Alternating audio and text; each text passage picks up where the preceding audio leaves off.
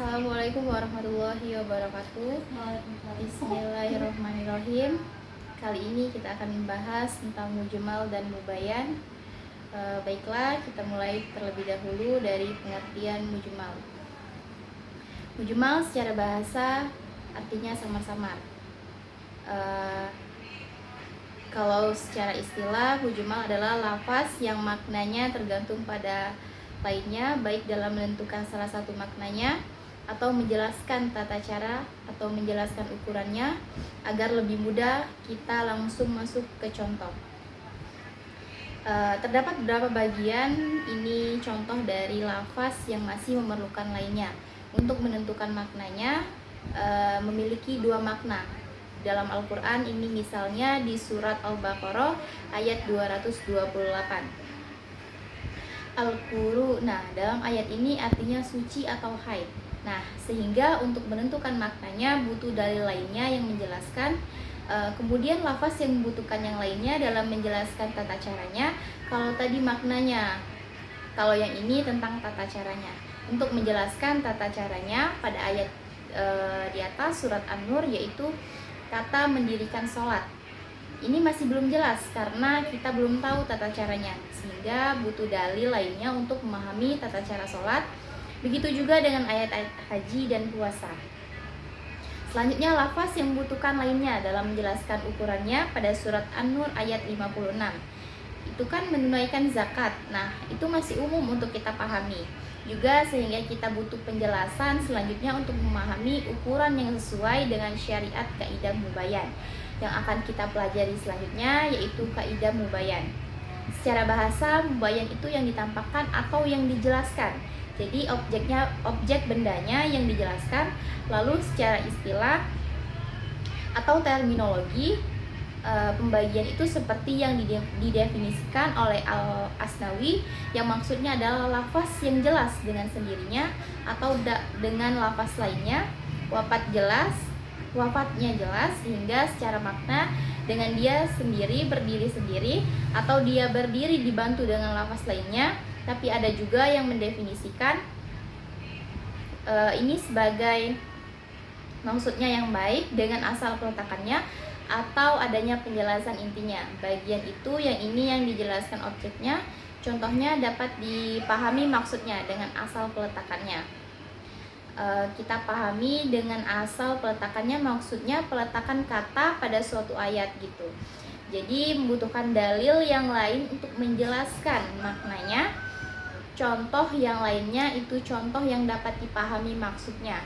Setelah adanya penjelasan firman Allah Ta'ala surat Al-Baqarah, dan dirikanlah sholat dan kenaikan zakat, maka menjadikan sholat dan menunaikan zakat keduanya adalah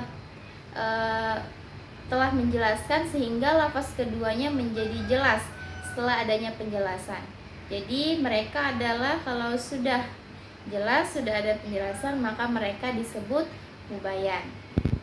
Kita bisa pahami tiga hal ya, tiga kosakata penting. Intinya gini, mubayan yang dijelaskan mubayin, yang menjelaskan kata penjelasan itu kalau bahasa Arabnya bagian jadi bagian. Itu artinya penjelasan. Terus ada macam-macam bayan. Itu yang pertama penjelasan dengan perkataan. Contohnya pada surat Al-Baqarah.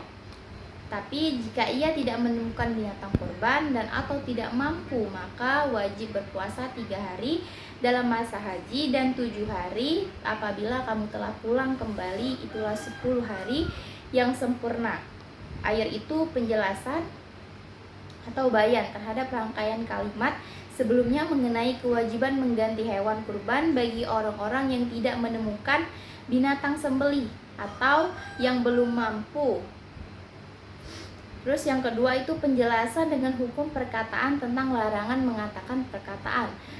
Pada ayat Al-Isra ayat 23, maksudnya pemahaman kita dari ayat ini adalah melarang seseorang untuk menyakiti orang tuanya, seperti memukul dan lain-lain, karena mengucapkan perkataan itu tidak boleh. Apalagi yang lebih menyakitkan dari itu seperti memukul atau membangkang dan lain-lain. Yang ketiga itu penjelasan dengan menggunakan perbuatan. Contohnya, Rasulullah Shallallahu Alaihi Wasallam menjelaskan perintah mendirikan sholat tidak di Al-Quran, lalu Rasulullah mencontohkannya cara melakukan sholat tersebut yang kemudian menjadi riwayat hadis yang isinya tentang menjelaskan tata cara sholat atau pergerakan Rasulullah saat sholat. D atau yang keempat, penjelasan dengan ikrar. Itu pengakuan. Ikrar kita yang sering familiarnya ikrar, pengakuan. Contohnya, Rasulullah melihat Qais sholat 2 rakaat. Sudah sholat subuh, maka Rasulullah bertanya, lalu Qais menjawab, 2 rakaat itu adalah sholat sunnah fajar. Maka Rasulullah tidak melarang ini, menunjukkan dibolehkannya sholat sunnah sesudah sholat subuh asal niat sholat fajar. Yang kelima, penjelasan dengan isyarat. Contohnya, penjelasan Rasulullah SAW tentang jumlah hari dalam 1 bulan. Beliau mengangkat 10 jaringan 3 kali, yakni 30 hari, kemudian mengulanginya sambil membenamkan ibu jarinya pada kalian terakhir. Maksudnya bahwa itu kadang-kadang 30 hari, kadang juga 29 hari. Yang keenam, dengan isyarat penjelasan atau bagian dengan tulisan. Contohnya, Rasulullah SAW menyuruh juru tulis beliau untuk menuliskan hukum-hukum mengenai pembagian harta warisan dan lain-lain. Seperti kita ketahui, hukum-hukum pembagian waris ada di surat An-Nisa. Nah, maka Rasulullah minta juru tulis ini untuk merincikannya. Terus yang ketujuh, penjelasan dengan kias bayan atau kias. Rasulullah SAW menjawab, seorang penanya melakukan haji untuk ibunya yang sudah meninggal. Rasulullah bertanya, bagaimana kalau ibumu punya hutang, apa kamu bisa membayarnya? Nah, hadis ini mengkiaskan mengganti haji orang tua dengan membayar hutangnya. Mungkin itu saja yang dapat saya jelaskan mengenai mujmal dan mubayan. Apabila ada kata-kata yang salah, saya mohon maaf. Saya akhiri. Wabillahi taufiq wal hidayah. Wassalamualaikum warahmatullahi wabarakatuh.